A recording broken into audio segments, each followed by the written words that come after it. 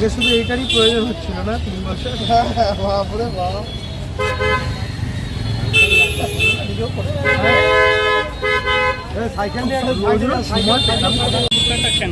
দেখুন, আমি 4 মার্চ 2023 সাল মমতা বন্দ্যোপাধ্যায়ের এই অত্যাচারের বিরুদ্ধে সেই সময় ব্যাংশাল কোর্ট থেকে আমি যখন জামিন পেয়েছিলাম, বেরিয়ে রাস্তার মধ্যেই বসে মাথায় চুল কামিয়েছিলাম, প্রতিজ্ঞা করেছিলাম যতদিন অবধি মমতা বন্দ্যোপাধ্যায় রাজ্যের মুখ্যমন্ত্রী পদ থেকে উৎখাত হচ্ছে, তিনি যতদিন না প্রাক্তন মুখ্যমন্ত্রী হচ্ছেন, মাথায় আমি চুল রাখবো।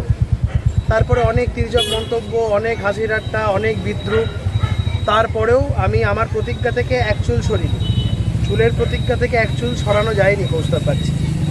তো এই নিয়ে অনেকে কটাক্ষ করেছেন, কিন্তু আমি তার কোনো জবাবও দিইনি। আমি আমার প্রতিজ্ঞায় অনড় ছিলাম। আলটিমেটলি 4 মে এই রাজ্যে বিজেপির নেতৃত্বাধীন সরকার প্রতিষ্ঠা হয়। বর্তমানে রাজ্যের মুখ্যমন্ত্রীর নাম শুভেন্দু অধিকারী। বর্তমানে রাজ্যের প্রাক্তন মুখ্যমন্ত্রীর নাম, সদ্য প্রাক্তন মুখ্যমন্ত্রীর নাম মমতা বন্দ্যোপাধ্যায়। আমি আমার প্রতিজ্ঞা রেখেছি, আমি আমার কথা রেখেছি। মাথায় আবার চুল গজাচ্ছে। আমি চিন্তা করলাম প্রথম যে চুল কাটাটা সেটাও রাস্তাতে যখন বসে মাথা নাড়া হয়েছিলাম, তো প্রথমবারও চুল কাটাটা রাস্তাতেই হোক। তো এটা বলতে পারেন